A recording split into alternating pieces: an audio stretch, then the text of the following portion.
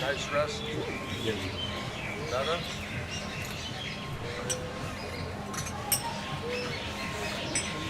This is off.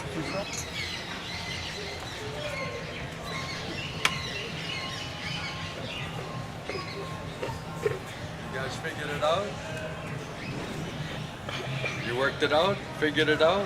What are you doing? Hare Krishna. Hare Bol.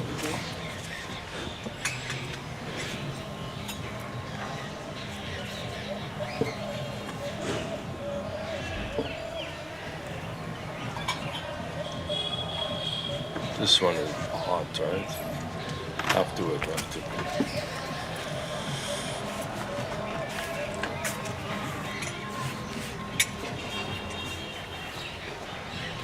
That chair looks dangerous, huh?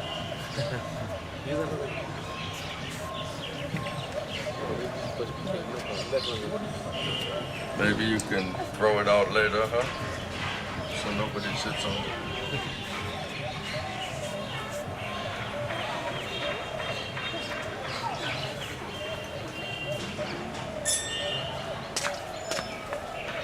Everyone took prashadam? Yeah? Yeah? Prashad?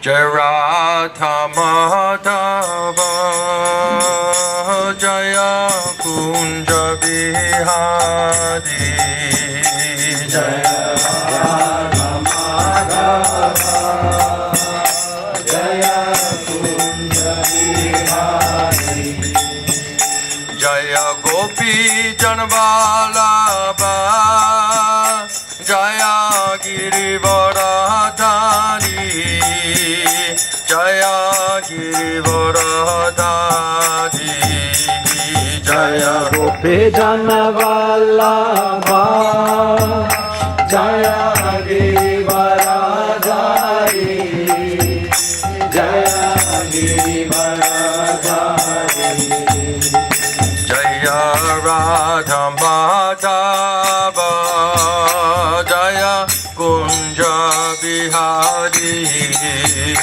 Jaya Radha Madhava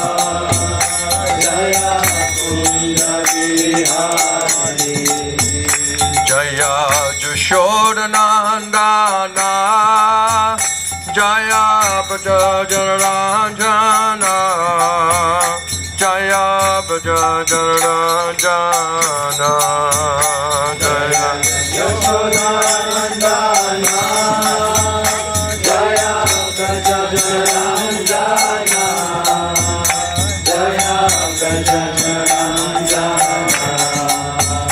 Jaya Jamuna Tiravanachari Jaya Kunja Vihari Jaya Yamuna Tiravanachari Jaya Kunja Vihari Jaya Radha Madhava Jaya Kunja Vihari Jaya Radha Madhava Jaya Kunja Vihari Jaya Gopi Janvalabha Jaya Girivaradhari Jaya Girivaradhari Jaya Vijayavallabha Jaya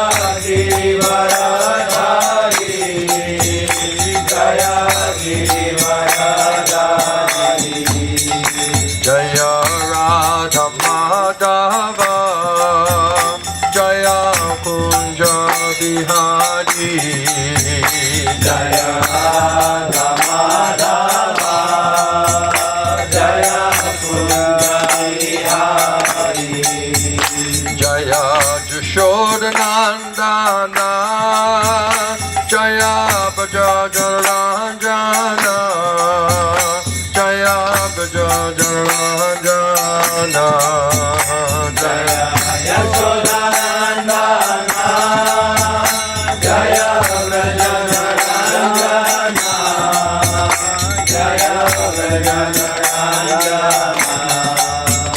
Jaya Jamuna Tiravanachari Jaya Kunja Vihari Jaya Yamuna Tiravanachari Jaya Kunja Vihari Jaya Radha Madhava Jaya Kunja Vihari Jaya Radha Madhava Jaya Kunja Vihari Hare Krishna Krishna Krishna Hare Hare Hare Rama Rama Rama Hare Hare Hare Krishna Krishna Krishna Hare Hare Hare Rama Rama Rama Hare Hare Hare Krishna Krishna Krishna Hare Hare Hare Rama Rama Rama Hare Hare Hare Krishna Krishna Krishna Hare Hare Hare Rama Rama Rama Hare Hare Hare Krishna Krishna Krishna Hare Hare Hare Rama Rama Rama Hare Hare Hare Krishna Krishna Krishna Hare Hare Hare Rama Rama Rama Hare Hare Hare Krishna Krishna Krishna Hare Hare Hare Rama, Hare Rama, Rama Rama, Hare Hare. Hare Krishna, Krishna Krishna, Hare Hare, Hare Rama, Rama Rama, Hare Hare. Hare Krishna, Krishna Krishna, Hare Hare, Hare Rama, Rama Rama, Hare Hare. Hare Krishna, Krishna Krishna, Hare Hare, Hare Rama, Rama Rama, Hare Hare. Nitya Gora Hari Bol, Hari Bol, Hari Bol, Hari Bol. Hari Bol, Hari Bol, Hari Bol, Nitai Gora, Oh, Nitya Gora Hari Bol, Hari Bol, Hari Bol, Nitya Gora Hari Bol. Hari Bol, Hari Bol, Hari Bol, Nitai Gora, Hari Bol.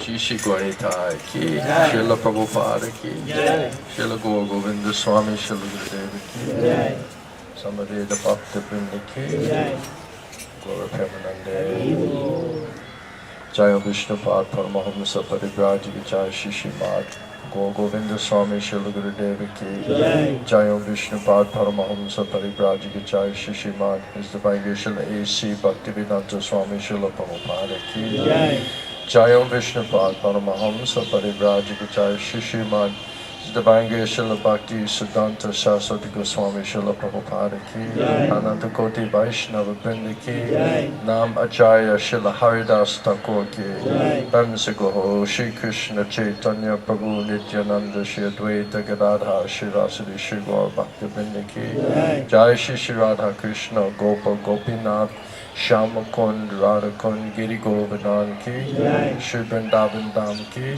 Shri Mayapur Navadvip Dham ki, Shri Kshetra Jagannath Puri Dham ki, Ganga Mai ki, Jamuna Mai ki, Bhakti Devi ki, Tulasi Maharani ki, Shri Shri Gwanita ki, Shri Shri Krishna Balaram ki, Shri Shri Jagannath Baladev, Lady Subhadra Devis ki, Shri Shri Radha Gopinath ki, Shri Shri Radha Gopal Ju ki, Shri Radha Madhava ki, Gantaraj Srimad Bhagavatam ki, Premanam Sankirtan Jagya ki, Gaura Premanande, all glories to the assembled devotees, all glories to the assembled devotees, all glories to the assembled devotees, all glories to Shri Guru Shri Gauranga Mahaprabhu.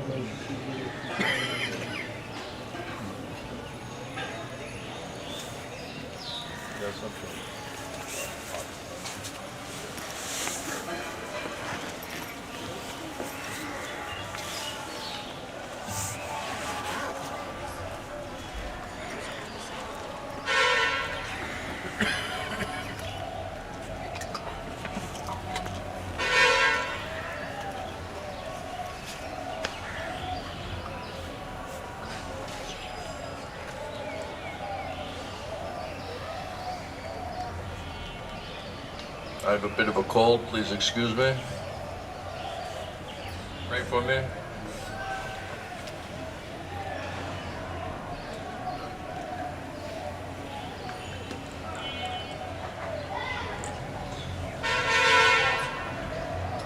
Narayanam Namaskritya Naram Chaiva Narotamam Devim Saraswatyam Vyasam Tato Jayamudiraye Vede Ramayane Chaiva Parne Bharate Tata Adavante Chamadyecha Adi Savatagite Mukam Karoti Vachalam Bangum Langayate Giri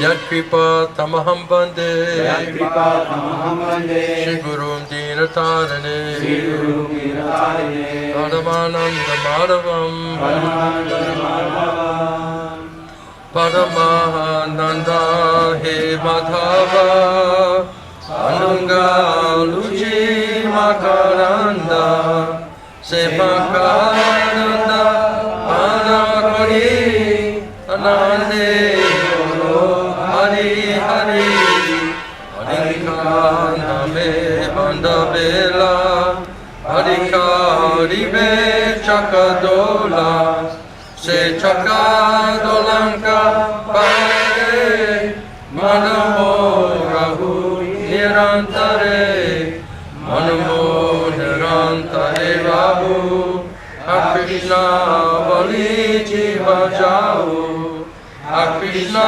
Bali Jau Jiva Mote Udhara Radha Dava Mote Udhara Radha Dava Mote Udhara Radha Dava Dhamma Puchita Kaita Vota Paramo Nirmatsaranam Satam Vedyam Vastu Matta Vastu Shivadam Tapatrayan Mulanam Srimad Bhagavate Mahamuni Krite Kimva Pareshwaraha Sadhya Viga Gurujate Chakriti Sushitachana Nigama Kapitaro Kalitam Palam Shukam Kadam Mritatavya Samhitam Vivita Bhagavatam Rasamalayam Muhu Aho Rasika Bhuvi Bhavuka Anato Pasamam Sakshat Bhakti Yoga Madhoksaje Lokasha Janito Vidvam Chakri Savat Samhitam Yashyam Vaishyamarayam Krishna Paramapurushe Bhakti Vajite Pumsa Shokamoha Vayavaha Srimad Bhagavatam Purnam Mamalam Yad Vaishnavanam Priyam Yasmin Paramahamsam Makam Mamalam Garam Param Giyate Tatra Jnana Bharagya Bhakti Saitam Dashkam Yam Avishkitam Dashinvan Sutakan Vachara Paro Bhakyam Vachandaraha Artoyam Brahmasutranam Bharatata Vinyanaya Gayatri Bashuruposo Vedata Paripramita Sabha Veditihasanam Saram Saram Samudritam Sabha Vedanta Saramhi Srimad Bhagavatam Vishate Tadra Samhita Triptasya Nanyata Sarvati Pachi Krishna Bhakti Rasa Swarup Shri Bhagavata Tante Veda Shastra Hoite Parama Mahatma Chari Veda Upanishade Jata Ki Chohaya Tarata Dhanavyasa Kavila Sanchaya Yeshu Tegevo Rishaya Vachana Bhagavate Sevu Shloke Nibandana Jivera Nisnara Lagi Sutataya Vyasa Mayavadi Pashashunale Aya Sarvanasha Yaho Bhagavata Pada Vaishnavira Stane Ekanta Shayakara Chaitanya Charane Bhagavate Dinamane Seyavana Sama Tada Shasta Janne Janne Prabhu Jama Hare Krishna Krishna Krishna Hare Hare Hare Rama Rama Rama Hare Hare Hare Krishna Krishna Krishna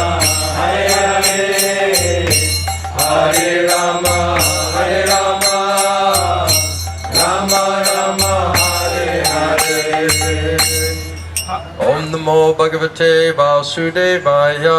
Om Namo Bhagavate Vasudevaya. Om Namo Bhagavate Vasudevaya. Om Namo Bhagavate Vasudevaya. Om Namo Bhagavate Vasudevaya. Om Namo Bhagavate Vasudevaya. So we're going to read a verse from Srimad Bhagavatam, which is also part of our prayers and glorification of Srimad Bhagavatam. So I thought I'll just discuss that glorification while we're discussing this verse today. I was waiting for the translation. Hindi, Russian, Chinese, Puerto Rican.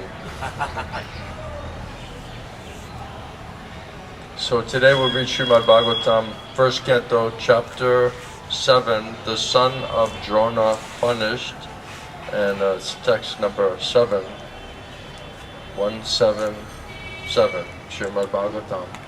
Please repeat. Yasham, Bhai, Shriyamanayam, Krishna, Parama, Purushe, Bhakti, Utpadyate, Pumsa, Shoka, Moha, Bhaya, Apaha, Yashyam Vaishyamanaya, Krishna Paramapurushe, Bhakti Utpadyate Pumsa, Shoka Moha Bhayapaha. Yashyam, the Vedic literature, Vai, certainly, Shriyamanayam, simply by giving oral reception. Krishna, unto Lord Krishna. Parama, supreme. Purusha, unto the personality of Godhead. Bhakti, feelings of devotional service. Utpadyate, sprout up. Pumsa, of the living being. Shoka, lamentation. Moha, illusion. Bhaya, fearfulness. Apaha, that which extinguishes. Translation and purport by Srila Prabhupada. Simply by one's giving submissive oral reception to this Vedic literature, especially the Srimad Bhagavatam, then the feeling for loving devotional service to Lord Krishna, the Supreme Personality of Godhead, it sprouts up at once to extinguish the fire of lamentation, illusion, and fearfulness. Please repeat. Simply by one's giving submissive oral reception to this Vedic literature, especially Srimad Bhagavatam, the feeling for loving devotional service to Lord Krishna, who is the Supreme Personality of Godhead, it sprouts up at once to extinguish the fire of lamentation, illusion, and fearfulness. Purport by Srila Prabhupada. There are various senses of which the ear is the most effective. This sense, even when a man, this sense works even when a man is deep asleep. One can protect oneself from the hands of an enemy while awake, but while asleep, one is protected by the ear only. The importance of hearing is mentioned here in connection with attaining the highest perfection of life, namely getting free from suffering from the threefold miseries. Everyone is full of lamentation at every moment. He is after the mirage of illusory things, and he's always afraid of his supposed enemy. These are the primary symptoms of the material disease. Full of lamentation every moment, always running after the mirage of illusory things and material enjoyment, always afraid of our supposed enemy. These are primary symptoms of material disease, material consciousness. And it is definitely suggested herein that simply by hearing the message of the Srimad Bhagavatam, one becomes attracted and gets attachment for the Supreme Personality of Godhead, Sri Krishna. As soon as this is genuinely affected, then the symptoms of the material disease disappear. Srila Vyasadeva saw the all-perfect personality of Godhead. And in this statement it is clearly confirmed that the all-perfect personality of Godhead is Sri Krishna. The ultimate result of devotional service is to develop genuine love for the Supreme Personality. Love is a word which is often used in relationship with a man and a woman. And love is the only word that can be properly used to indicate the relation between Lord Krishna and the living entity. The living entities are mentioned as Prakriti in the Bhagavad Gita, and in Sanskrit, Prakriti is a feminine object to be enjoyed. The Lord is always described as the Parama Purusha, or the Supreme Male Personality. Thus, the affection between the Lord and the living entity is something like that between the male and the female. Therefore, the term love of Godhead is quite appropriate. Loving devotional service to the Lord begins with hearing about the Lord. There is no difference between the Lord and the subject matter heard regarding Him. The Lord is absolute in all respects, and thus there is no difference between Him and the subject matter heard about Him. Therefore, hearing about Him means immediate contact with Him by the process of vibration of transcendental sound.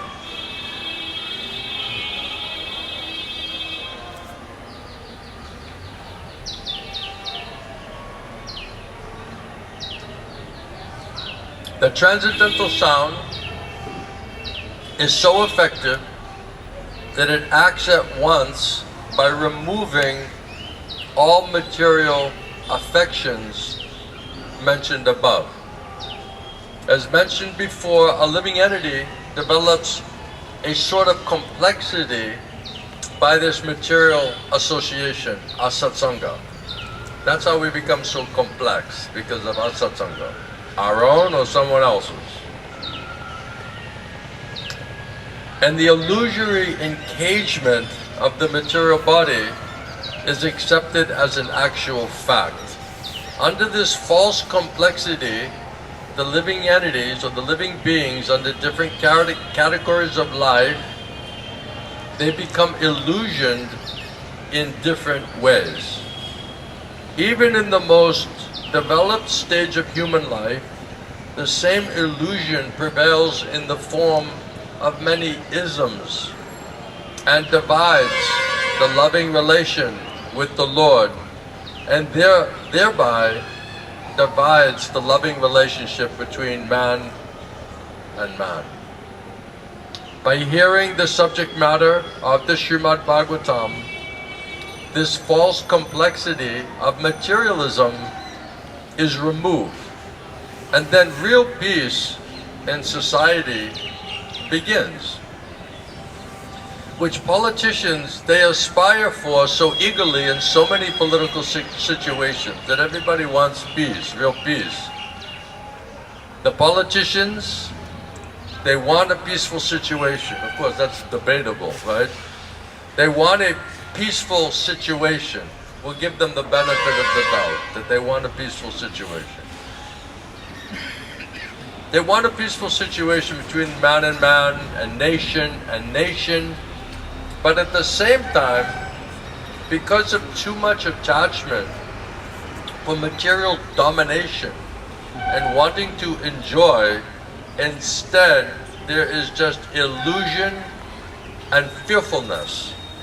Therefore, the politicians' peace conferences, they cannot bring about peace in the society. It can only be done by hearing the subject matter described in the Srimad Bhagavatam about the Supreme Personality of Godhead, Sri Krishna. The foolish politicians, they may go on holding their peace and summit conferences for hundreds and hundreds of years, but they will always fail to achieve real peace and real success. Until we reach the stage of re-establishing our lost relation with Krishna, the illusion of accepting the body as the self, that will just prevail, that will just go on. And thus, this fearfulness, it will also prevail. So if we stay in the illusion that we are this body, then therefore the fear that we're always feeling fear and anxiety, that will also go on like that, as long as we're in this bodily conception. As for the validity of Sri Krishna as the Supreme Personality of Godhead, there are hundreds and thousands of evidences from revealed scriptures, and there are hundreds and thousands of evidences from personal experiences of devotees in various places like Vrindavan, Navadvip, and Puri. Even in the Kaumudi dictionary, the synonyms of Krishna are given as the son of Jashoda, the Supreme Personality of Godhead, Para Brahman. So the conclusion is that simply by hearing the Vedic literature, Srimad Bhagavatam, one can have direct connection with the Supreme Personality of Godhead, Sri Krishna, and thereby one can attain the highest perfection of life by transcending worldly miseries, illusion, and fearfulness. These are the practical tests for one who is actually given a submissive hearing to the readings of the Srimad Bhagavatam.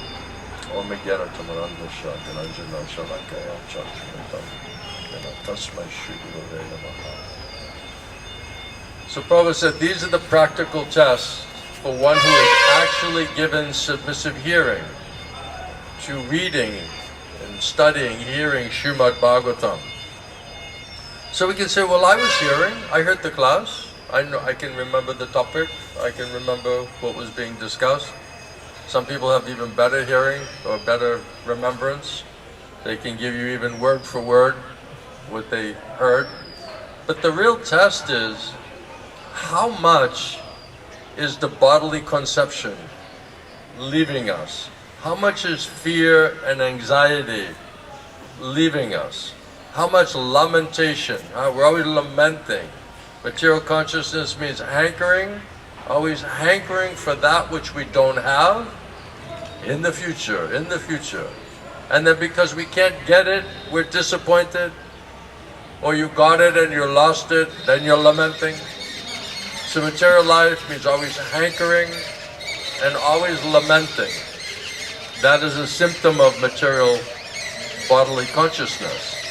So if we are just always hankering and lamenting, here it's talking about lamenting. Prabhupada said, the living entity, everyone is full of lamentation. Oh, why did I do that? How did I do that? How did I get that? How did I lose that? Why did I make that decision? Right? Constantly, we're just constantly lamenting, right? Because all the decisions, faulty decisions that we made led to our suffering condition. So we're just suffering and we're saying, oh, this is why that happened, this is why I'm suffering, if this didn't happen, I wouldn't be like this, I wouldn't be in this suffering condition. So this is symptom of tamagun. The Shudra mentality is always lamenting, constantly. And when we're not busy lamenting at every moment, then we get a little break because we're hankering for something else, which in the future will be the cause of our lamentation. So either lamenting or hankering for that which later will be the cause of our lamentation. So that's how we're busying ourselves on the bodily mental platform. These are our thoughts, these are our anxieties, these are our fears, this was so disturbing, how could I be so stupid? Why did I make this decision? How I got cheated like that? Right? Now I'm suffering like anything. So hankering, lamenting. Sound familiar? So Prabhupada says every moment, everyone is full of lamentation at every moment. Then we're always running after the mirage of illusory things. Oh, I'm looking for the love of my life, right? I'm looking for my soulmate. I just want to settle down and have a peaceful, happy life in a temporary, miserable place. Krishna says, I made this place to be temporary and miserable. And what are we trying to do? We're trying to make it steady, permanent, and blissful. So we're competing against how Krishna designed this place. And then when it turns out to be temporary and miserable, we're just lamenting, oh, it's temporary and miserable, like it's some big surprise. Isn't it? Like, I'm so shocked this happened to me. I never could have saw this coming. How this can be happening to me? I'm a good person. I love people. Right? So we're always constantly, this is material consciousness. So if we say we're hearing, yes, I'm hearing my chanting, I'm hearing the Bhagavatam class, but Prabhupada said the test is, the practical test is for one who has actually submissively heard, is that they're no longer lamenting, they're no longer hankering. You think you're hearing nicely, right? But are you lamenting and hankering, always hankering for material enjoyment, material pleasure, name, fame, adoration, power, position, sense gratification, isn't it? So that means not really hearing. Although apparently we're hearing. But the test is, Prabhupada says, the practical test. This is a practical test. How much is all of this thing leaving us? Because it says if you hear properly by Krishna's mercy, then all of these things will disappear from you. You'll stop lamenting, you'll stop blaming, right? Stop feeling sorry for yourself, right? Always in the past, right? Oh, why did I do that? Oh, I had that, then I lost that. Oh, I could never achieve that. Oh, right? Always in the past. Right? Or in the future, oh, if I could just do this, if I could just get that, if I could just achieve that, then I'll be happy. And it's not coming, so now I'm lamenting. Right? And then so much fear and anxiety, so much uncertainty. Prabhupada said this anxiety is material disease. As long as you're in bodily concept of life, the body by its nature will have fearing tendency. Prabhupada, when he's walking with his devotees, he sees the bird is eating something and going like that. And so Prabhupada said, just see how much fear this bird has. Because he thinks any second, any moment, somebody's going to come and grab him, kill him. So if we're in bodily concept, the body is designed as an animal and it has this fearing propensity. So as long as we are in a bodily concept of life, then this fearing and anxiety will just continue to go on. So if we're not getting free from fear and anxiety, and we're always fearful that some enemy is going to somehow or other disturb us or hurt us or attack us, right? We're always in this kind of fearful, animalistic type of consciousness, that means that we are away from Krishna. We're not depending on Krishna. Krishna has no fear. The closer we get to Krishna, the more the fear goes away, the more the anxiety goes away. As soon as you see fear and anxiety and panic attacks and worry, and that means you're doing all of that because you're not close to Krishna. You're not thinking about Krishna. You're not depending on Krishna. You think you have to protect yourself. You have to make your own plan.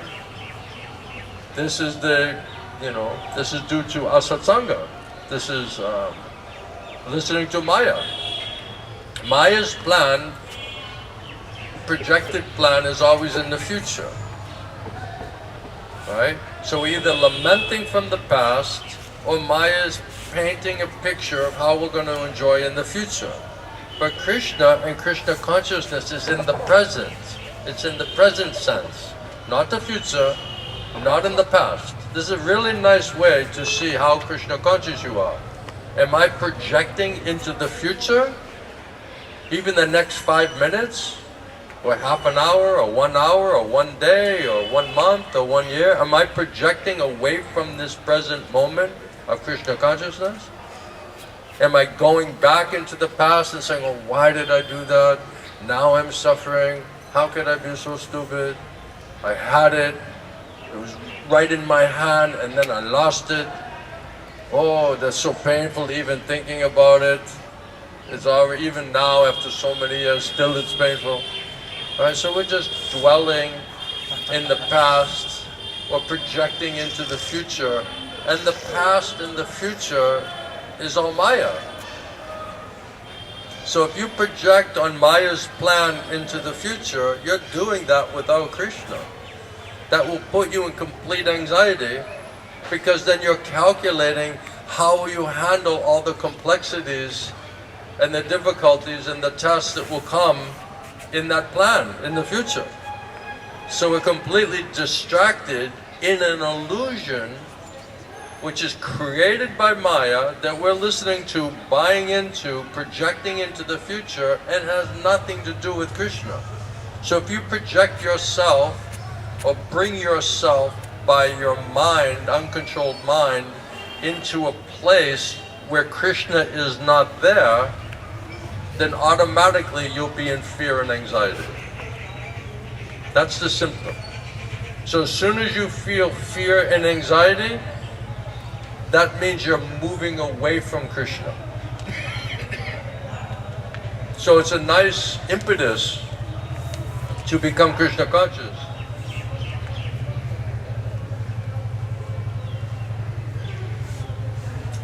As soon as we can perceive fear and anxiety, that means bodily platform. We're misidentifying with the bodily animalistic platform. With Krishna, Krishna's devotees, there's no fear.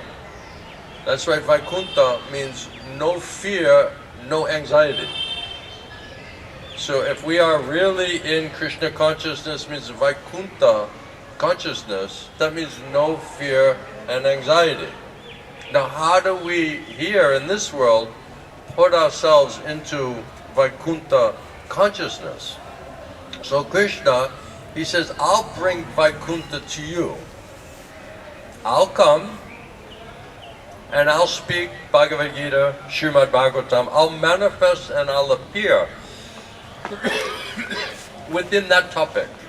That's why it's saying that that topic about Krishna is non-different from Krishna. So if we can somehow stop lamenting in the past and projecting in the future and submissively hear Krishna and about Krishna in the present, then the result will be that all the fear and all the anxiety and all the disturbance will leave us. And then if you become peaceful and happy in that present moment in Krishna consciousness, then that is the higher taste. Why would you leave that and go back to lamenting and suffering your lamentation into the past? Why would you give up peace and happiness with Krishna, hearing about Krishna in Vaikuntha atmosphere, to project Maya's plan in the future, and all you're doing is troubleshooting potential risks or suffering that may come to you in the future, and the whole thing is based on an illusion. It's a madness, it's a foolishness. And so many times we make so many plans, it never happens like that. No, I have this well thought out, every step of the way, everything's gonna be nice, right? I've psychoanalyzed every step, every moment, every part of the plan, perfect plan.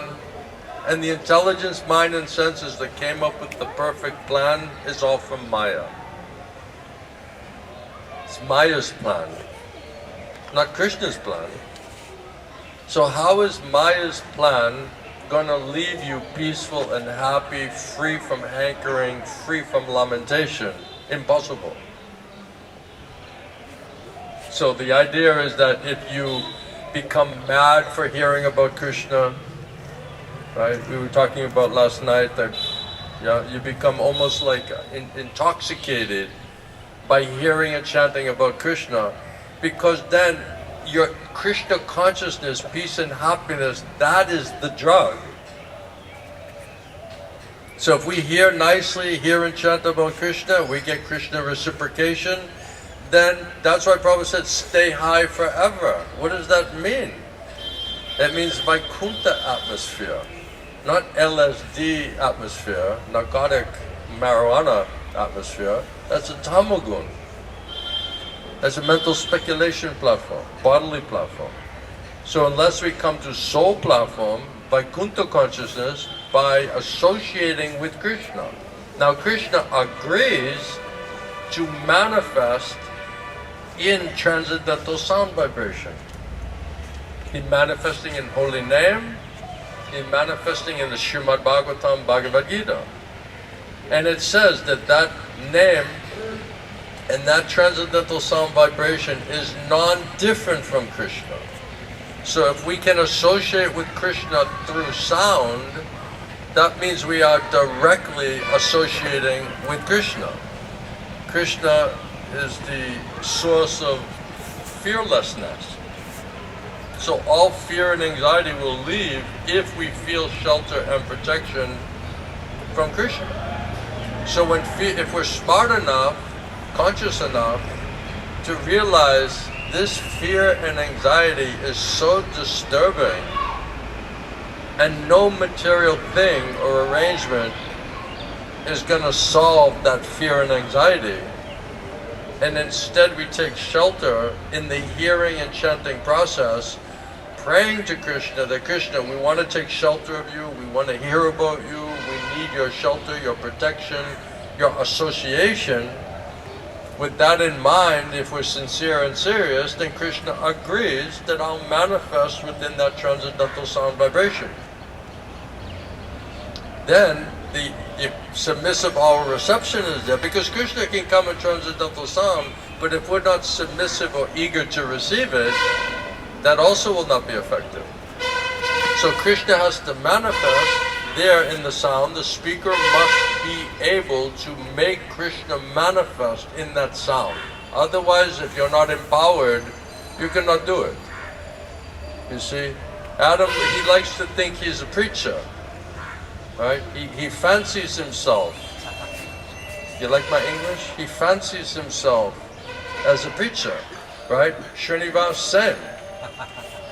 Bodily platform, material consciousness, right? They have no idea what to do, what not to do, what to say, what not to say. And even if they say something that sounds Krishna conscious, it has no spiritual potency. It has no Shakti. So rather than purifying you and helping you to clear everything, their association is asatsanga. Please excuse me, but it's asatsanga. Because all you can generate is material sound vibration. If you're chanting Nama Parad, Krishna is not manifesting in your chanting. All your fear, all your anxiety, all your lamentation, all your projections of illusion, of sense gratification is the proof that you're not hearing properly. So if we're not hearing properly, you cannot speak properly. Prabhupada said, whoever heard properly will be a very nice speaker. If you hear nicely, you'll speak nicely. If you heard transcendental sound vibration by mercy of Krishna Parampara, by their mercy you'll generate spiritual sound vibration. That's why one must be empowered to be a preacher. So if you're under false ego, under material modes of nature, can't hear Krishna, can't hear Guru, right? They're not revealing themselves to you. You have no faith. What is the meaning of your preaching? What are you preaching?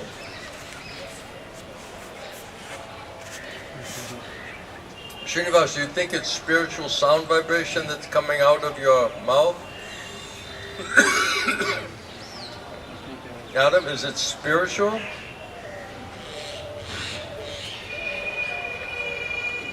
He can't say because he thinks it's spiritual.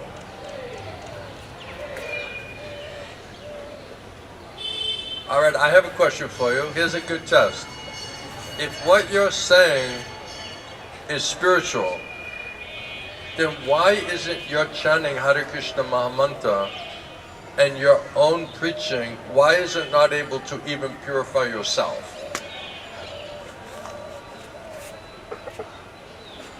So when you're chanting Hare Krishna, right, are you getting free from all aparads in your chanting? Are you giving up your material attachment and material desires and your material thoughts and your material speculation? Are you giving up your lamentation and feeling sorry for yourself? Are you giving up all your fear and anxiety?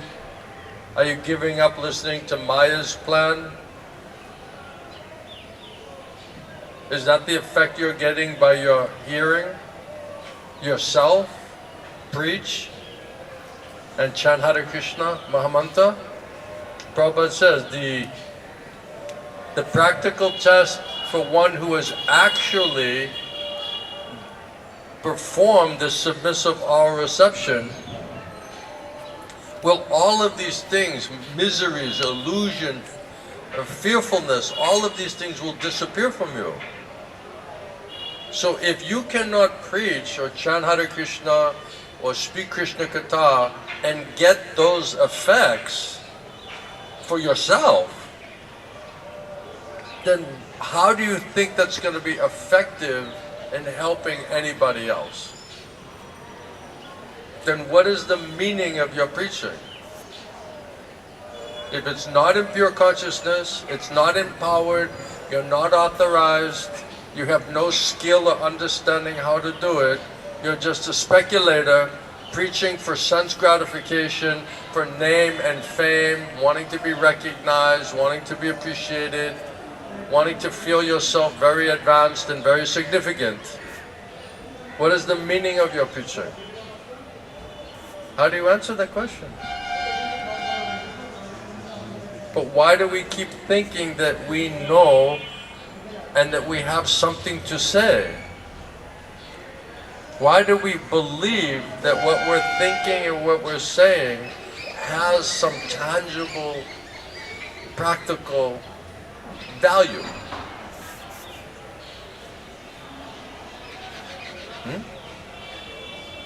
So why do you keep doing it? Why do you keep trying to preach? If your preaching and your chanting cannot purify you and convince yourself to surrender to Guru and Krishna, then how will your so-called preaching purify and convince other souls to surrender to Guru and Krishna? Prabhupada said purity is the force. So if we are not pure and we are not realized and we are not empowered, nobody can be a preacher. But everybody wants to be heard. Everybody's a philosopher. Everybody has something to say. Isn't it? But we never bother to find out if it's so important and it's so valuable, why I cannot take advantage of it myself. Why is it not even purifying myself? And then does the person that you're talking and speaking to, do they have complete transcendental faith in you as a person who's nicely situated in Krishna consciousness? So why are you assuming they even want to hear what you have to say? And are they asking you to preach to them?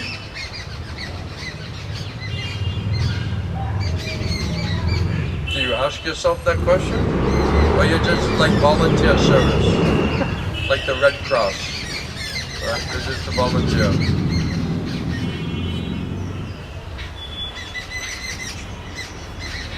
What do you think? How do you answer it? Huh? What is it? First, we must hear properly. If you don't hear properly, even when I was in Bhubaneswar, I kept trying to run away to go preaching. And Maharaj kept saying, if you don't hear properly, you don't get the effects of the hearing, then you won't get faith and practical realization, you won't get the right understanding, then what will you preach? You'll just preach your misconception, what you think is true, what you think you understand. So he kept denying my going for preaching. Okay, he was encouraging that that's nice, you want to help people, but if you don't learn yourself and understand it properly and get the effects of that hearing, then how are you going to explain those effects for somebody else if you haven't even realized it? So first, doctor, heal thyself first, before we're going to try to go and preach to other people. What do you think? Your name is Peter? Yes. Peter, what do you think about this? Everybody wants to be a guru, right? Yes. Everyone wants to be a philosopher, preacher, teacher. But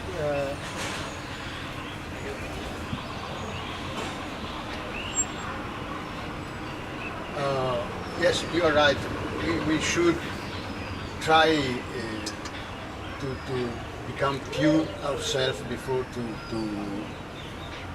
do a good preach. But try to first learn ourselves before we can preach. Yeah. yes, but at the same time, if I remember well, Prabhupada said, if you are on the process to purification, but you are not still pure, no.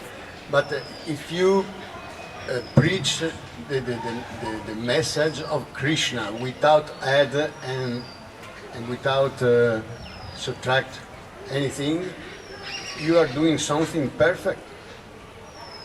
But if you say, I mean, no, I asked a question, I got your point.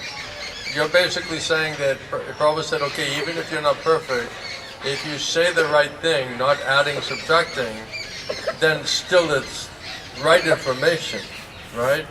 But Prabhupada said, don't be like a parrot. yes, of course. I'm telling that at the same time I have to work to purify myself, but the process is even gradual. So I'm in the process. I how do you say? Great desire to serve Prabhupada, preaching, taking part at his mission, and so. If I try to do this without adding nothing of mine and without subtracting nothing, I try to do my best for the glories of Prabhupada or my guru. I'll give you example what you're talking about, Peter. Is before I met my Gurudev, I was reading Prabhupada's books at least 2 hours every day. 2-3 hours a day. For years, I was studying very seriously Srila Prabhupada's books. And I was a preacher, and I was a book distributor, and I was giving lectures, and I was giving classes on a regular basis. And every day I was preaching to devotees what I thought was from Prabhupada's books and teaching. I tried to be as sincere as possible, right? Like you're saying, don't add anything, don't subtract anything, right?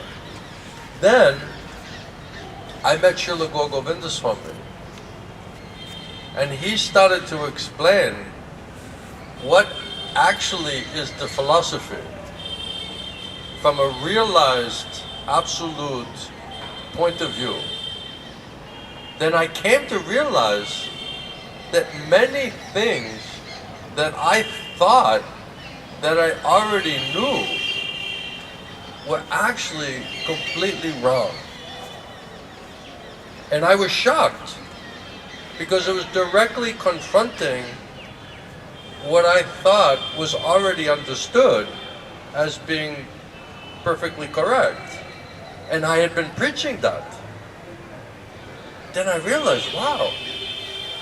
Because when you hear from someone who actually understands it, many times it's completely opposite of what we read and what we think, because we're using imperfect senses, imperfect eyeballs, imperfect brain, imperfect mind and senses, which are all still contaminated by Maya. And Maya is always twisting everything, we're misunderstanding everything. Guru Krishna say one thing, we're hearing something else. So it's not accurate way to come to understand absolute truth. The absolute truth is Shrotapanta, it's a path of hearing, not reading. So if we hear from someone who truly understands it, by their mercy, we'll understand it, right? Yes. So what I found was, wow, many things that I thought I knew that I was preaching was not exactly accurate. So in my mind, I can think it's perfectly understood.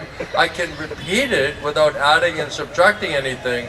But the premise, the basic philosophical point, I didn't actually understand it properly. That was one side. Then the other side, even if I did get something right, after hearing from my Gurudev, then I said, okay, I understood it like that. Then I realized how deep is my realization. So then I said, okay, I was saying right thing, but it was very theoretical. And my realization, my practical realization of it was just like academic. I couldn't apply it in any aspect of my life, really. So then I was amazed, because it's not like I just once in a while reading the books. For years and years I'm studying the books, Prabhupada's books. Yeah. Yes, but your sincerity Huh? brought you to Guru Govinda Maharaj. Yeah, that's true. So I'm not saying if you're sincere in your reading, right, in your prayers, then it is true that Krishna will make you an arrangement to bring you to Prabhupada, to bring you to Prabhupada's own man, who can help you to understand it. So there's no loss. But what I'm saying is that if I didn't quite understand it properly, then that means I'm not actually presenting it without adding and subtracting anything. Perfect presentation, then talk about adding or subtracting. Right? So say it's 0 means perfect presentation, right? So if you go +1, +2, +3, right, or -1, -2, -3, that's adding and subtracting something from perfect. So say perfect absolute knowledge is like, say, 0. So anything material, +1, +2, +3, or -1, -2, -3.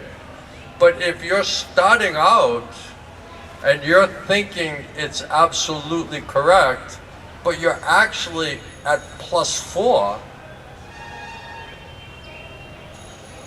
so now you're not deviating, adding anything, or subtracting anything, but you're starting off at +4, not on pure absolute platform. So if so Prabhupada said, if you're starting off your equation 1 + 1 = 3, then you can do all the math sincerely, but you'll still get a wrong answer, because the basis, the foundation, was not correct. We were not hearing from Krishna, Krishna Parampara, Shastra. We're hearing from material intelligence, material mind, material sense perception. So is everything that we're hearing on material platform, can we honestly say that that's understood absolutely? So that's what I realized, that what I thought I knew, many of it was actually not correct. And then the things that I did get right, after hearing from somebody who has very deep faith and realization, I realized that what I did get right was very shallow. It was correct, but it was very theoretical, and it was not very deep. It wasn't deeply realized. So that's why my Gurudev is saying, is if you want to be sincere in your preaching, that's very good. But first receive it, understand it, realize it accurately. And then when that guru says, okay, this person's heard me, he's understood it, he's realizing it, he has faith, he has proper understanding of the philosophical concept, he has the ability to present that perfect knowledge without adding and subtracting, then that guru will say, okay, now you're trained to go and speak absolute truth. So that's why Prabhupada was so frustrated, because he said, I'm making all of these books for you, and I'm translating everything for you, but you're not reading, you're not properly understanding it, right? You're misunderstanding it. And Prabhupada said purity is the force, so you're not pure, right? Yeah. Now I got because it's so important to hear. Yes. To exchange, to hear the realization of higher souls than you. Yes. I mean. Yes. No. Because I was you. I was in that same position, that I sincerely am studying, I'm sincerely reading, I sincerely want to help people. I'm not trying to mislead them. I'm trying to be as accurate as possible. So I'm not questioning the sincerity. I'm just questioning the practical application scientifically. So I was already just reading and studying and preaching. So I know what that means. And I saw how far I got just by that process. Then I heard from somebody who realizes it in a very deep way. And then I could see, my God, this is like heaven and hell difference between what I was reading and now what I'm hearing. It was like another world opened up to me. The whole Srimad Bhagavatam purports, my Gurudev, he would be talking for hours, and he would say, yeah, Prabhupada says right here.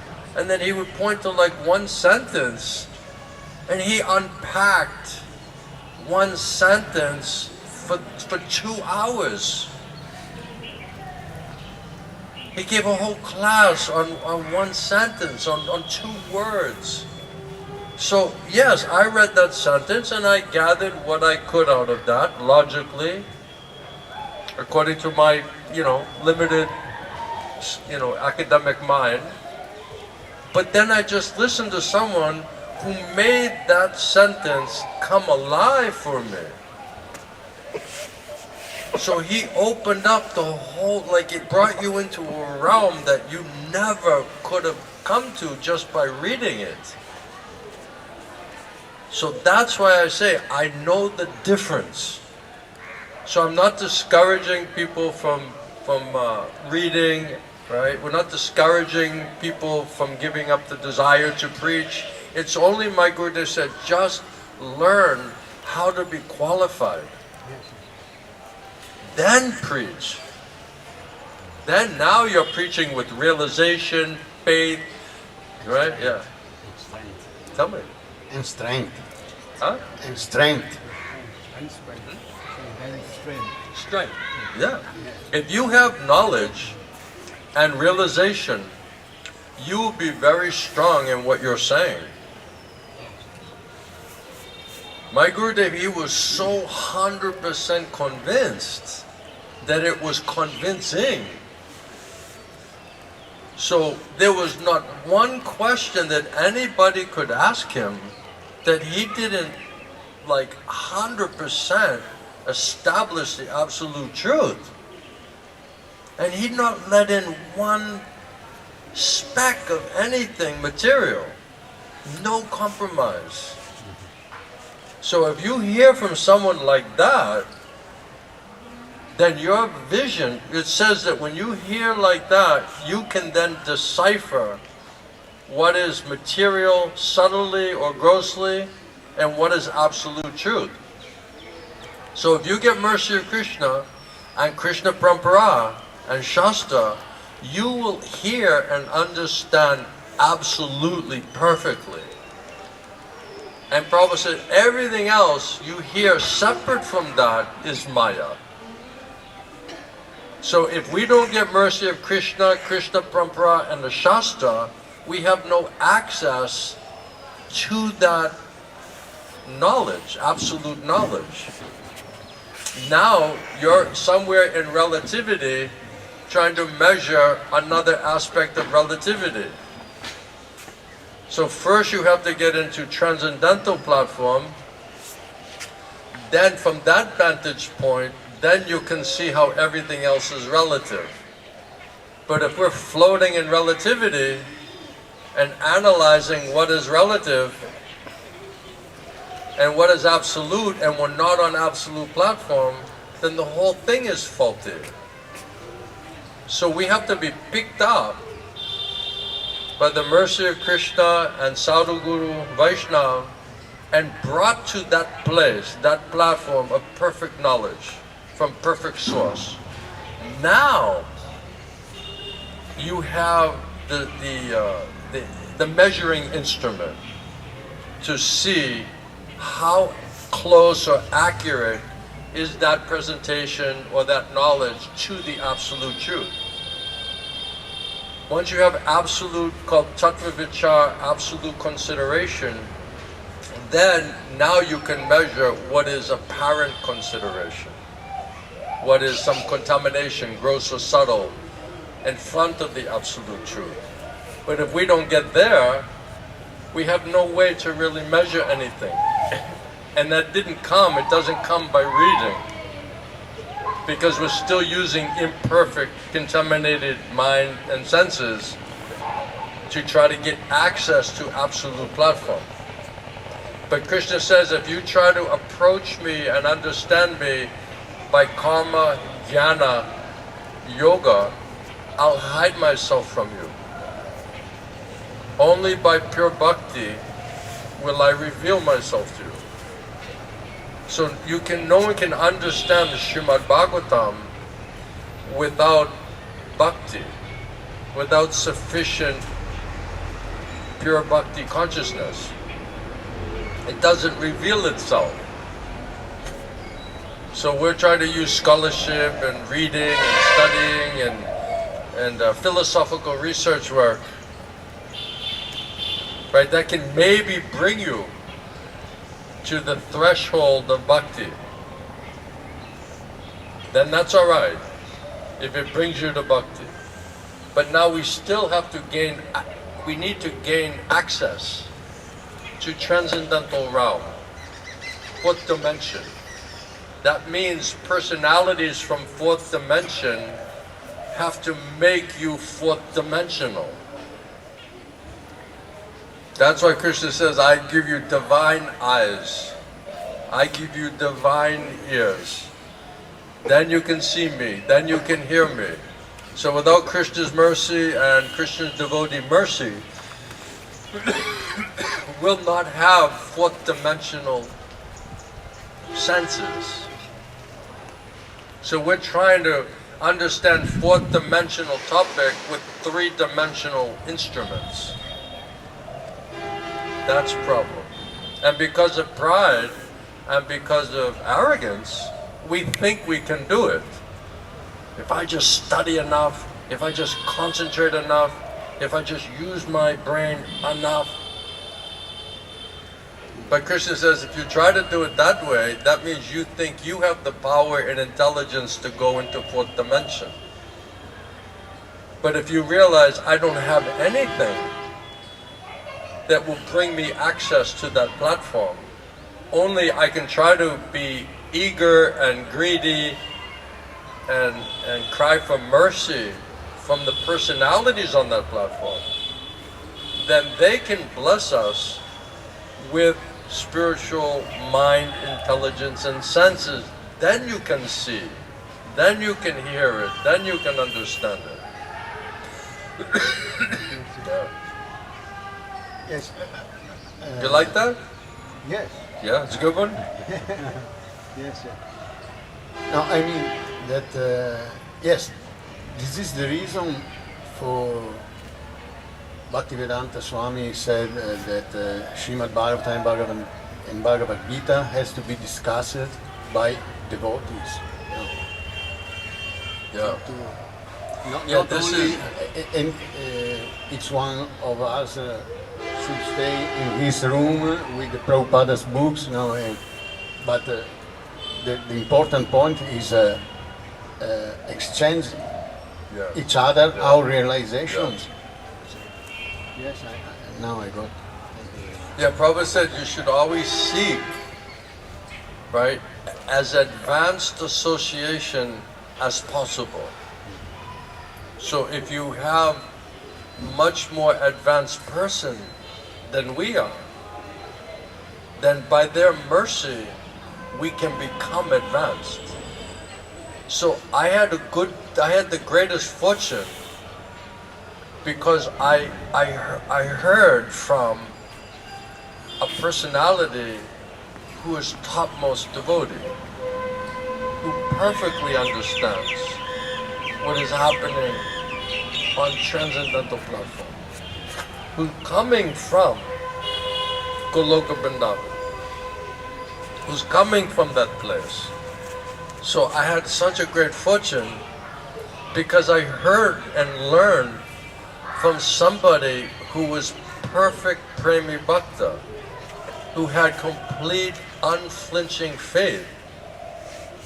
So if I just learn how to do submissive aura reception and I somehow please that personality, then his faith and his realization and his understanding, he can transfer that to you through sound, through transcendental sound vibration.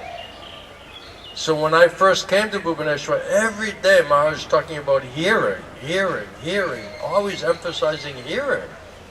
And I kept thinking, why Maharaj always talking about hearing?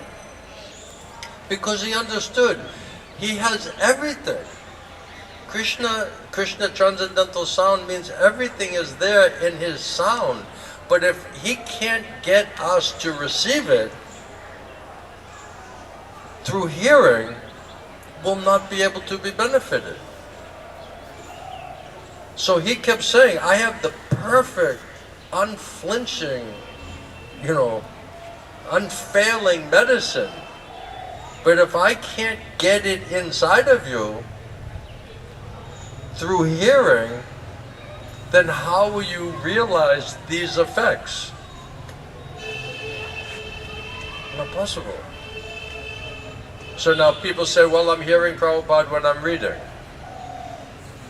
But Prabhupada says, from the lips to the ear. Can I read you a couple quotes of that? Because it's very much on this point, that the transcendental sound vibration generated by Krishna pure devotee, that sound is non-different from Krishna. So Krishna is trying to enter in to our consciousness through transference of that transcendental sound. But if we don't know how to learn how to receive it, by being greedy for it, eager for it, perfectly anxious to get it, like perfectly inquisitive, greedy. Yeah, so if you're greedy, this is a really, really, really nice qualification. Because if someone is a teacher, even just from practical point of view, if you're a teacher and you have a student who is so greedy, that teacher who loves teaching will be so pleased having such a student like that. And although all the students are there, all the students are hearing the presentation, the students who are so greedy, he's practically just giving that class to that student. Everyone else is getting some benefit, no doubt. But he's pouring everything into that humble, eager, greedy, respectful, appreciative student. And my Gurudev used to say, you see, you're hearing, but for your own pleasure. What about hearing as a service? Right? 9 processes of bhakti, 9 types of service towards Krishna. The first one is Shravana, means hearing. That means it's supposed to be done in a mood of service. So this just for example, like one example of the subtleties of hearing. Then I said, oh, that really makes a lot of sense. We're saying, okay, what can I get? What can I hear? How can I enjoy? What is interesting to me? This complete flipped it around. Actually, I'm hearing for the pleasure of my Guru. I'm doing it as a service because he wants to preach. He wants to give Krishna. So if I become perfect student for his pleasure, and he's able to do his service, I'm automatically going to get benefit by his mercy, by that process. So we call it the art of hearing. And I was so surprised because when I first came, every day he was talking about hearing, hearing, hearing. I said, why am I always talking about hearing? And this is why. Because he can't give you Krishna unless you learn how to hear.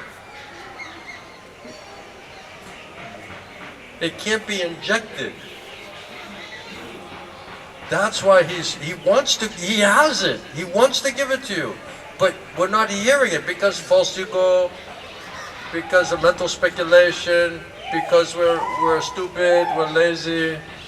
We think we already know, we have pride, we have arrogance. Or if I hear this, then now that's a threat to my material life. So what about my wife, my children, my bank balance, my family, my plans? So then we're like, oh, it seems very confusing. It's not confusing, but because we don't want to hear it, then Maya just says, oh, this is very confusing, isn't it? We're like, yeah, this is very confusing, it's very subtle. you know, it's too technical, it's tedious, right? It seems very complicated.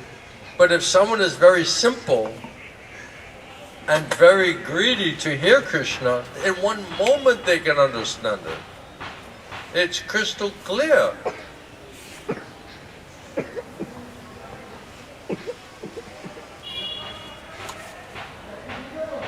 So if you see in Bhagavatam, you know, the preacher, whether Krishna incarnation, Krishna devotee, they always say, because you pleased me, therefore I'm going to give you everything. Because you please me, whatever benediction you want, you can ask right now from me. Because you please me, I'm going to explain everything to you, which will take away all inauspiciousness, all ignorance, all suffering, every problem you have will immediately be taken away from you because you pleased me by your mood, by how you're approaching me, by your surrender, by your respect of the subject matter, by your greed or eagerness or extreme inquisitiveness, not to just be interesting to know, but I have to know.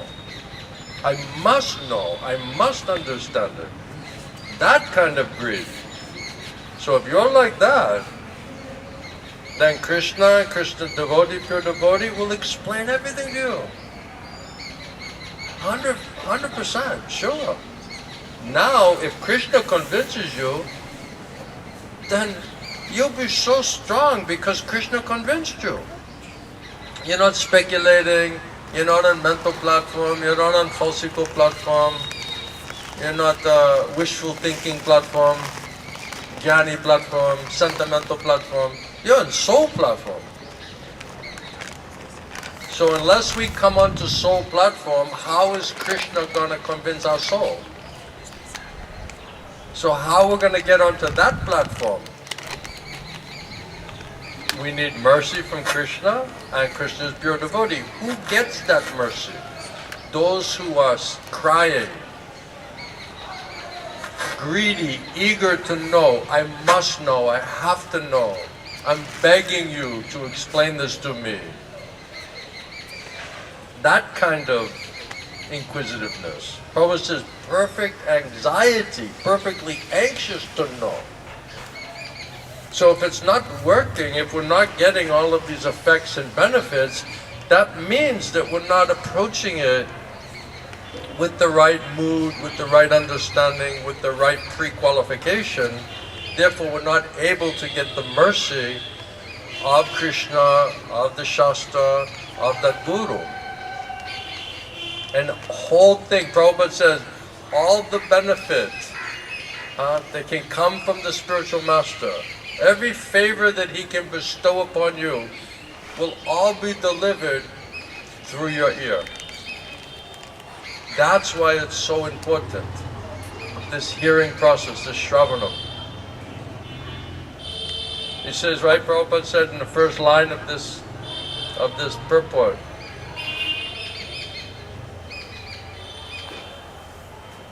there are various senses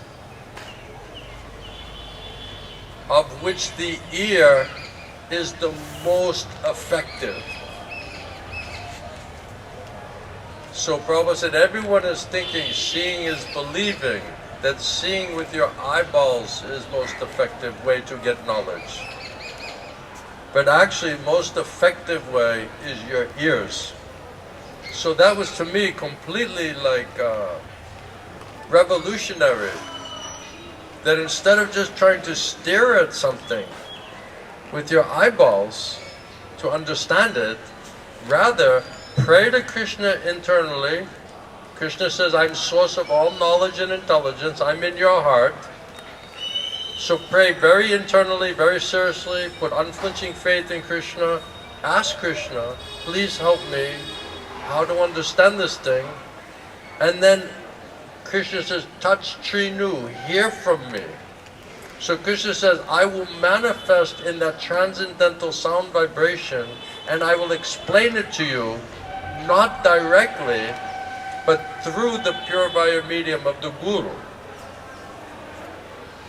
So if you can find a purifier medium sent by Krishna and you're greedy to hear from Krishna, that's a perfect, now you have the pre-qualification, the eagerness, and now you have the instrument, the purifier medium instrument. So now Krishna said, now I'll speak through that person and I'll confirm everything to you from within your heart. That's perfect hearing. So if you hear like that, that means Krishna is directly preaching to your soul. That's perfect hearing. That's why it says the Srimad Bhagavatam is non-different from Krishna. So if you can hear Krishna when the Guru is speaking, that is perfect hearing. If you think, oh, this person, that's his presentation, that's his intelligence, or that's his way of explaining it, if you're thinking like that, you're missing the point of submissive or reception from purifier medium. It means hearing directly from Krishna. So how do you know if it's Krishna? Because Krishna will tell you it's him. It's not like, was that Krishna? Or was that my mind? Right? Krishna will make it clear. If you really are greedy to hear from Krishna, and he sends you a purifier medium of a guru, where Krishna will manifest and speak through, he'll make it clear to you whether those words are coming from him or not. He'll convince your soul that is meant for you. Every word of every class is meant for every soul. Every word of every class is meant for every single soul. But who can hear that? I remember one time I was giving a class in Bhubaneswar and I was preaching. I was looking at this devotee the whole time. I'm preaching, right, trying to explain everything. And then afterward I said, did you like the class? He said, yeah, that was great. You really let those Indian devotees have it. You really straightened out those Indian devotees. I said, that whole class, I was speaking to you. And he was like, really? That was meant for me? Yeah. Every bit of truth is meant for every soul.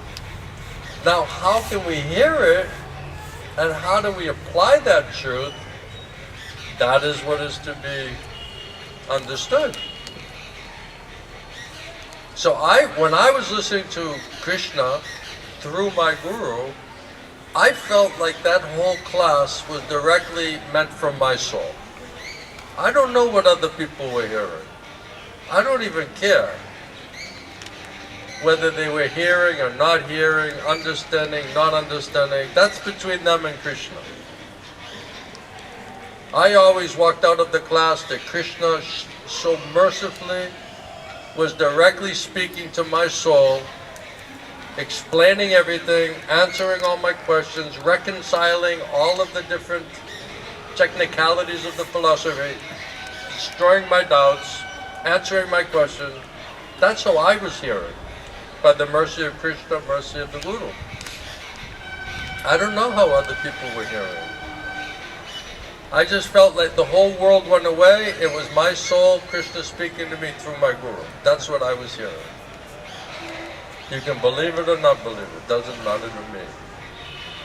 I know what is my faith. I know what was my experience. And then if my Gurudev used to say, the Guru, he knows in whose ear and heart this katha is entering. The Guru knows.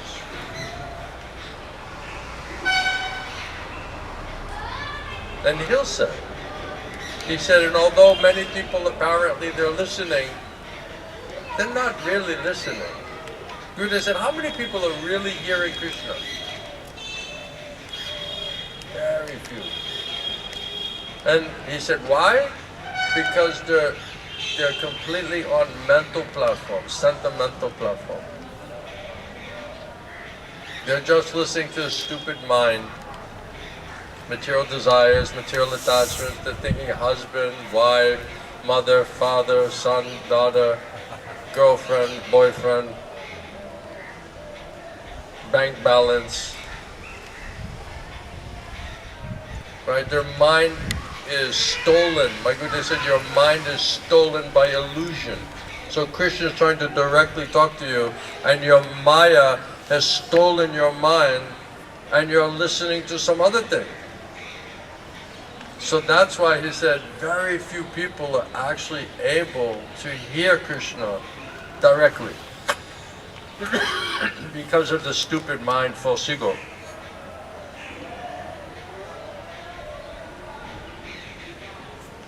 So let Krishna train you. Let Krishna give you intelligence and faith and realization and strength and empower you. Now you can become preacher. Before that, what are we going to preach? Half of it is probably misunderstood, and the other part, it's like very shallow understanding. It's not going to be impactful. It's not going to like jolt the person. Oh, you're not your body. Oh, okay, we're not our body. Technically correct. But did you make that person you're preaching to come off of his bodily platform? That's a totally different level. So my Guru said your theoretical understanding is not actually real. Because it's still, theoretical understanding means it's on your material mind, intellect and senses. So when you hear from the soul platform, and you're hearing directly from Krishna, who's on transcendental soul platform, now that's perfect hearing. Then you'll get perfect realization and faith of the subtlety of how that science works. Now you can explain it from soul platform, not from intellectual false ego platform. If somebody speaks from their mind, the best they can do is speak to your mind. If someone's speaking from intellectual platform, the best they can do is speak to your intellectual platform. But if someone speaks from soul platform, then they have the ability to talk to you as a soul. They're not talking to your mind, your intelligence, your body. They're talking directly to your soul. Isn't it? Yes. Only that person can be preacher.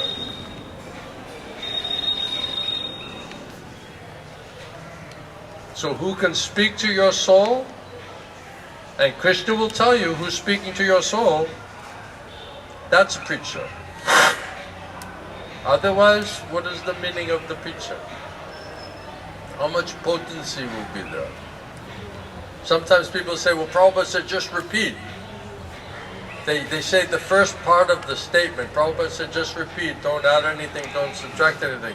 But Prabhupada in the second part of the statement says, but purity is the force, and don't repeat just like a parrot. I'm just repeating. Right? I heard one Maharaj who said like that, and he was very proud of it. And he was saying, you know, I'm like parrots. I'm just repeating. Not adding, not subtracting.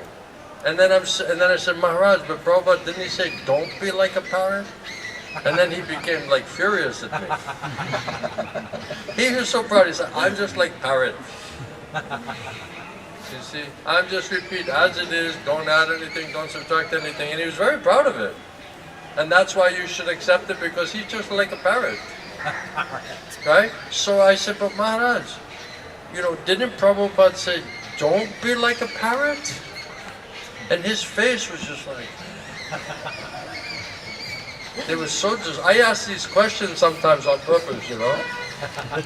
And because I love to watch the Maharaja's reaction, you know.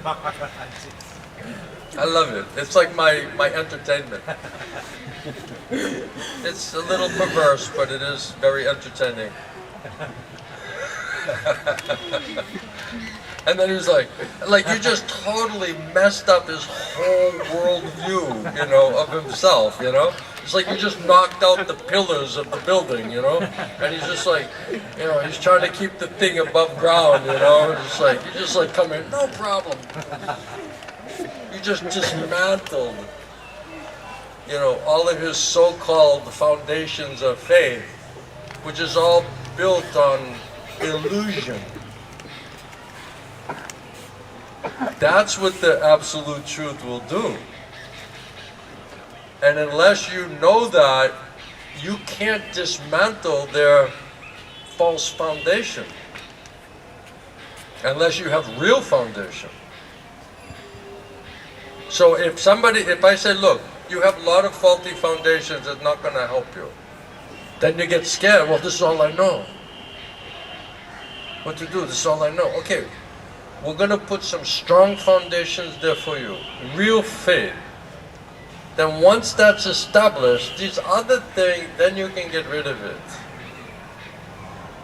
Right? So some engineer comes in, he looks at your house, he says, okay, nice house, but the foundation completely useless. So okay, let's just jack it up. We'll put nice strong foundation for you. Then we'll just knock down all of these other old faulty foundation. Then you're like, okay, nice. But if you have nothing solid and somebody's coming in and just chopping away at your other so-called foundation, you're going to be like, whoa, whoa, whoa, whoa, wait a second. Whoa, whoa, whoa, whoa. You'll be in complete anxiety because you have nothing to build it on. So good engineer, he says, okay, I'm going to give you foundations of faith, and then what you think is faith, you'll see that it's compared to real faith, it's actually faulty. It's either misunderstood or sentimental, Hare Krishna, or you can't build anything on it because it's not deep enough. It's like having like a nice foundation pillar, but it's just lying on the floor.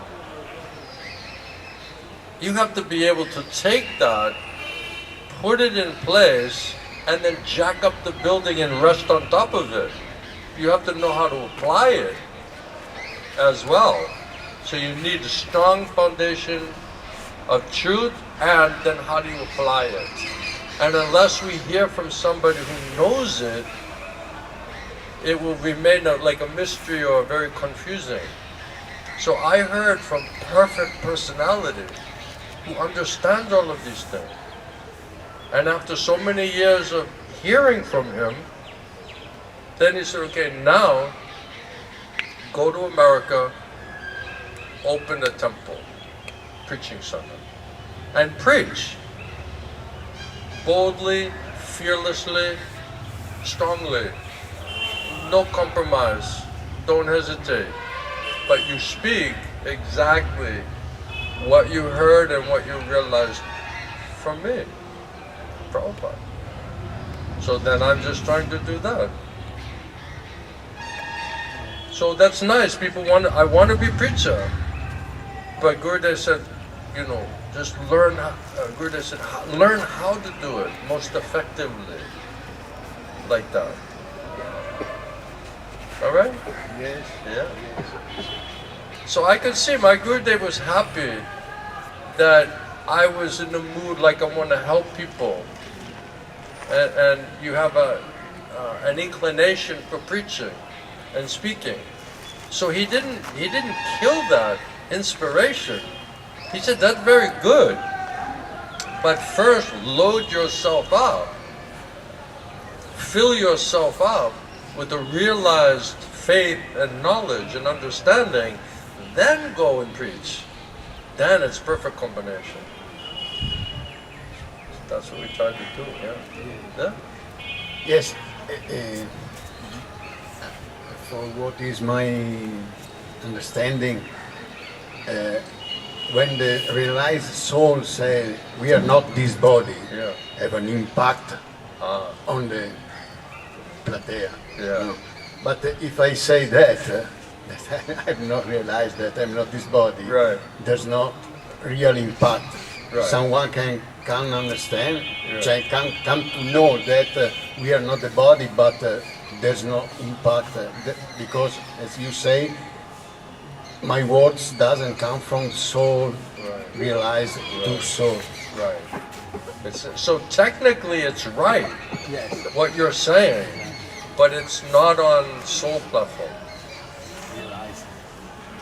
That's why Prabhupada said purity is the force, because if you're pure, means soul platform, you will be directly empowered and you'll get direct intelligence from Krishna how to build faith in somebody.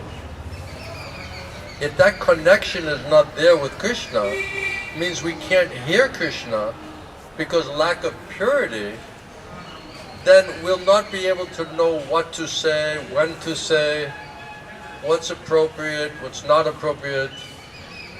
You see, other day we had this one devotee, he's a yogi, right? And I know from the first day I met him, he's yogi. But for a long time I know him, I never said anything about yoga. Because I know he's attached. So Krishna said, okay, just don't get onto the topic. Just make friendship with him, answer his questions, give him nice experience, give him some faith, let him trust that you know what are you talking about, establish Guru, Sadhu and Shastra, that you're speaking authoritatively, not just giving some feeling, emotion, sentimental presentation. Then, finally, after a long time, last time we were here, he was also coming. So I known him for the last year. Only yesterday did this topic come up about the yoga. And then he was like, oh, because I know he's attached, right? And then I talked to Adam, and he just meets that guy, and he's just like, this yoga is bad, you should give this up, this is complete nonsense, right? He's just sitting to take prasadam. He just said, hello, Adam, you know. Then Adam's like blasting him how he should give up yoga, right? So he has no idea how to preach because he's not connected with Krishna.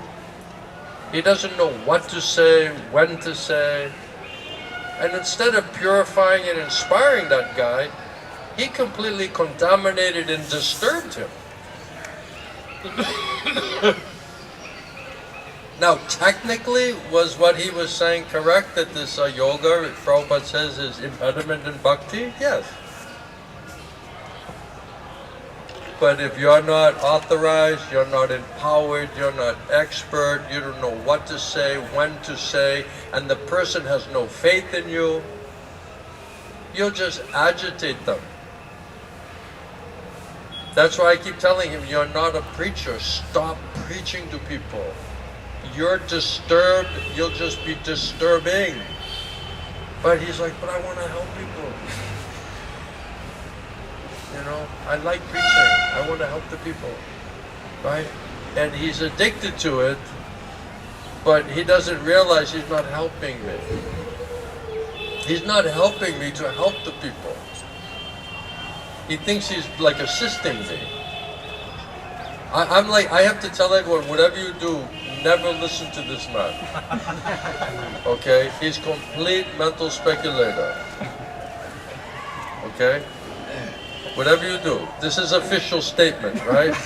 Anybody on the video, past, present, or future, you should never listen to one word Bhakti Adam says to you. Alright, now is that official enough? Everybody heard it directly? Right? He will totally disturb you, contaminate you, bewilder you. What other adjective can I use? Huh? Confused. Yeah, he's confused. He knows. He'll misguide you. He'll give you the wrong medicine for the wrong disease.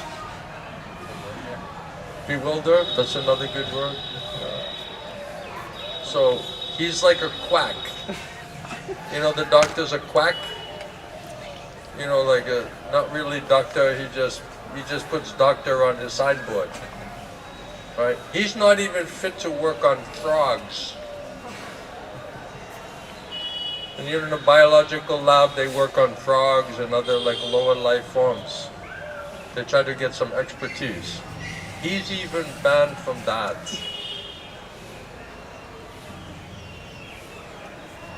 Srinivas, what about you?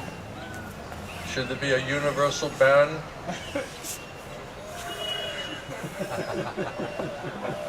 What does everyone think? Universal ban on Srinivas till he proves something? Huh? You guys can preach to each other. There's no harm. No harm. Two negatives equal a positive.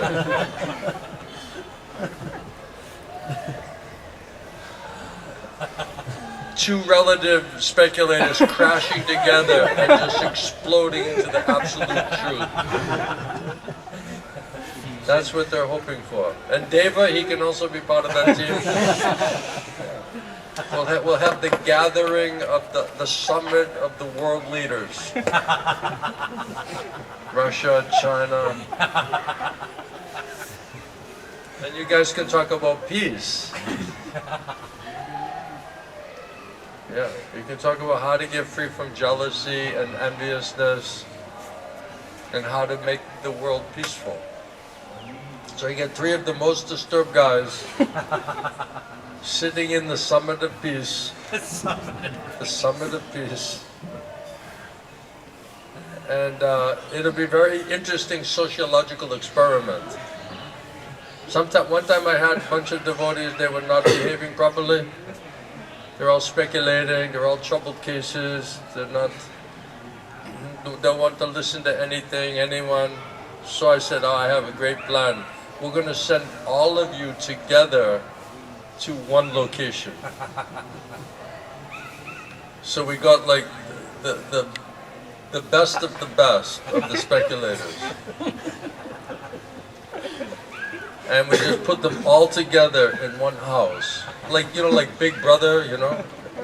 You have like the video, like reality TV, you know?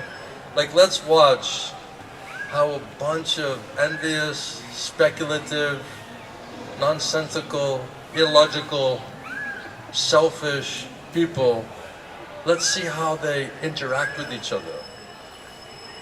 And then everyone will be begging to get out of that house. And I'll be like, are you going to behave now? Are you going to not stop being antisocial? You're going to surrender to Krishna, Guru and Krishna? You're going to be humble? Yes, yes, I promise. Promise. Okay, you can come out of there.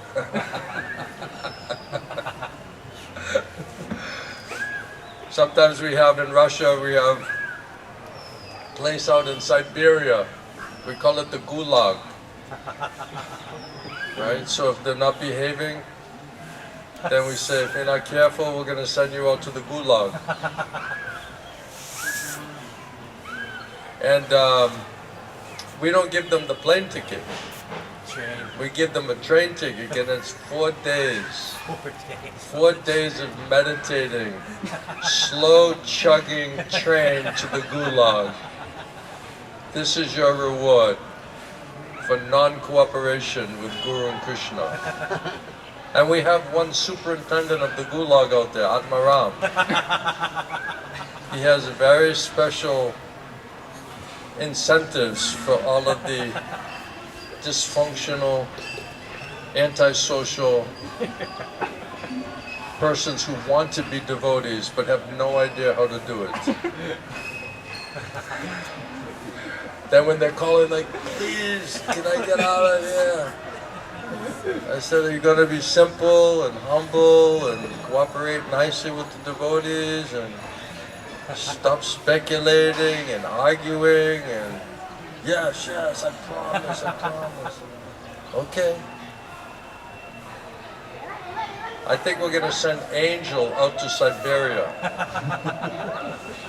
He'll be like the only black man in Siberia. It'll just be like snow, mountains of snow, and Angel. He'll stand out. He'll finally stand out in Siberia. Don't worry, we'll get you a nice jacket. Big, big, thick jacket. Yeah. You're gonna go on that train ride, Angel. And you're gonna come back a real angel. You ready?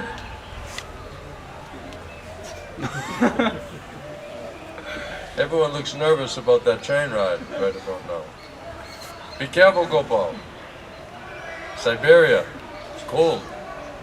30, 40 below, 0. You never felt cold like that before. Even your eyes, the water in your eyes will turn to ice. When I went there first time, I was like, wow, this place is freezing.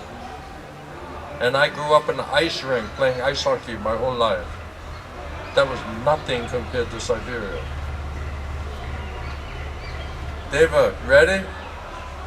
Good luck.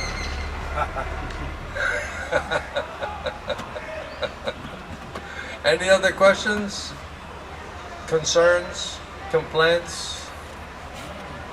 Yeah? This topic I hear, I also do this thing.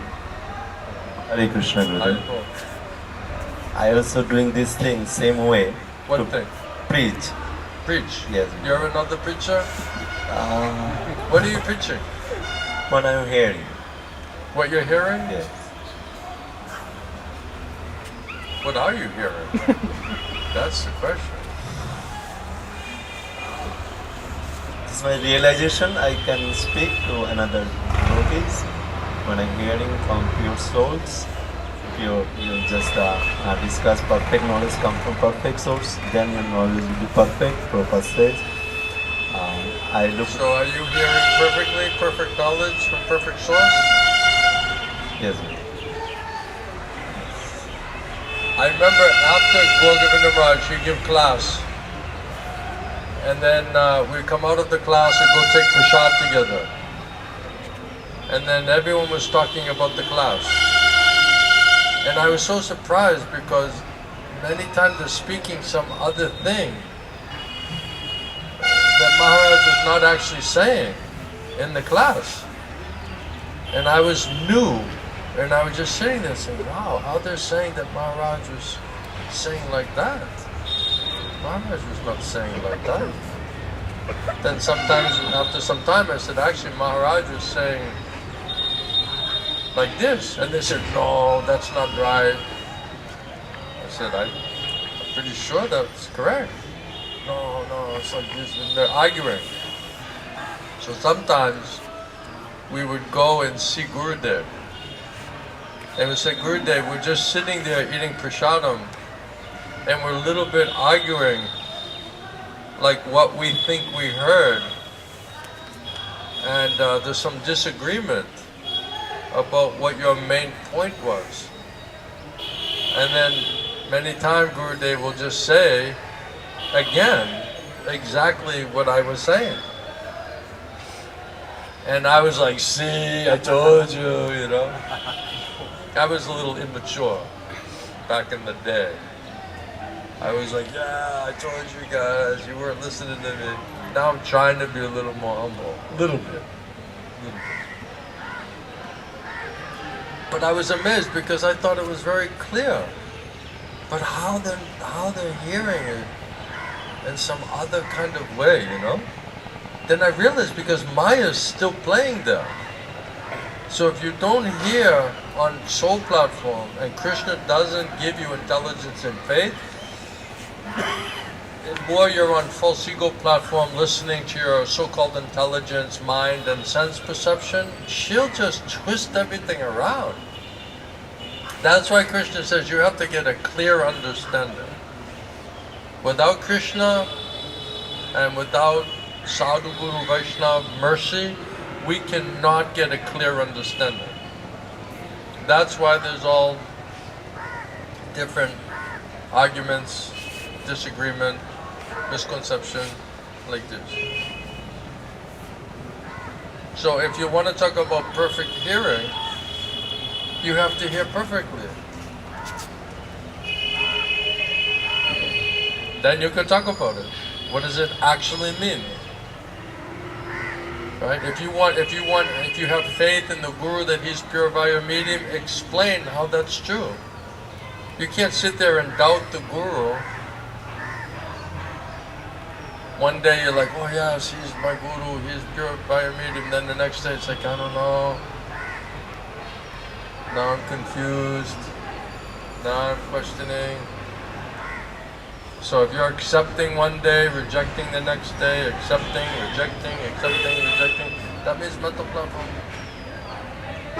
But if Krishna convinces you, there's no mental platform.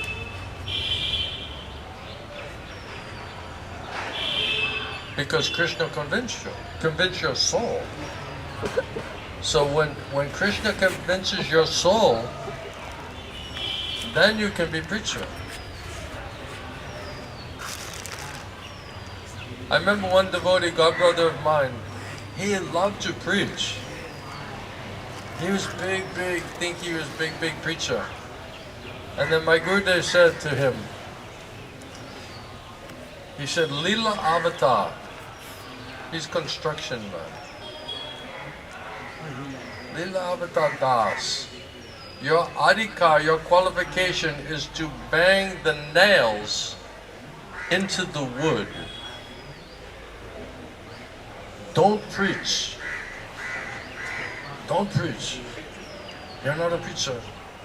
But he so much wants to be a preacher. He so much wants to explain everything. But the Guru directly said, don't preach and just bang nails into the wood. That's your qualification. That's your seva. Build the temple. That's perfect for you, but not preaching.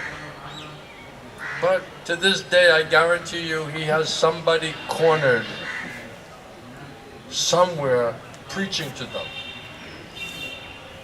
Like Adam, right? He gets you into a corner, so you can't like escape. You can't go left or right. He just backs you into the corner, you know? And then he just preaches at you till you can't take it anymore.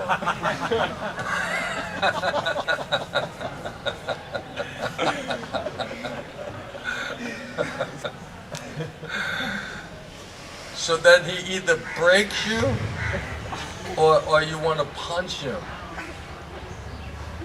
because it's so intolerable. In the beginning, it sounds like it's nice. It's like philosophical, he's friendly, wow, this is... But by the end, you're like, oh, I gotta get away from this guy. Then you're like, hey, you know, Adam, lose my number. Lose my number. Adam, you know you're in trouble when everyone has a call block on their phone. Yeah, it's like, why I can't get through, right? It's like, Adam, blocked. Blocked number. Yeah, everyone's busy. No one's picking up the phone. And everyone's like on, you know, make sure you block Adam's phone number. Let me give it to you in case you see this number. Just block it even before you pick up the phone, you know? Do you think I killed his inspiration for speculation? I hope so. Now what are you going to do? Now what's your service? Chanting and taking prasad. Prasad? That part you got. Now it's got to be the chanting part. Angel, Siberia. I hope you have some warm socks, my friend. No warm socks? they'll knit you some out of wool.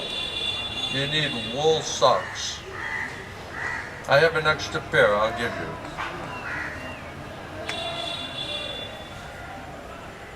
Alright, I think that's enough. I hope you got some benefit out of that. What are you gonna do? What's your job? Huh? You need to find another job, right? Don't you have a sister who's also has some problem? Doesn't your mother, father need help? So why you're not there helping your mother and your father? And your sister? Wasn't that the plan?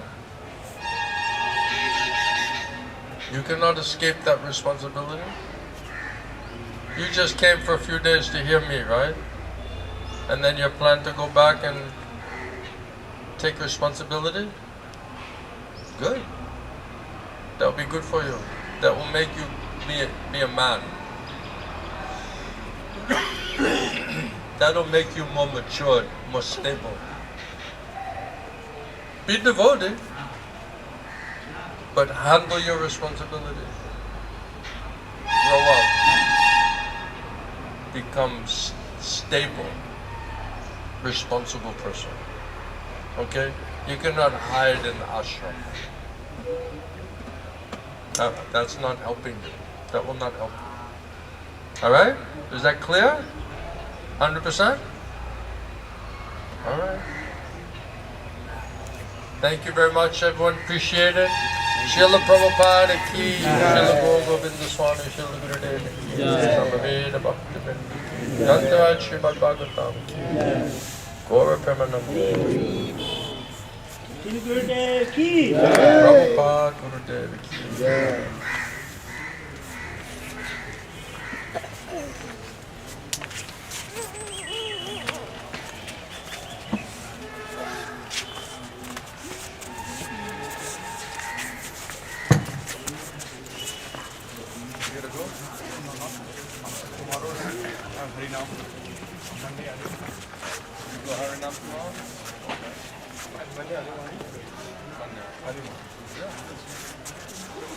Any other questions? No? Clear? You didn't know I was so scientific, did you?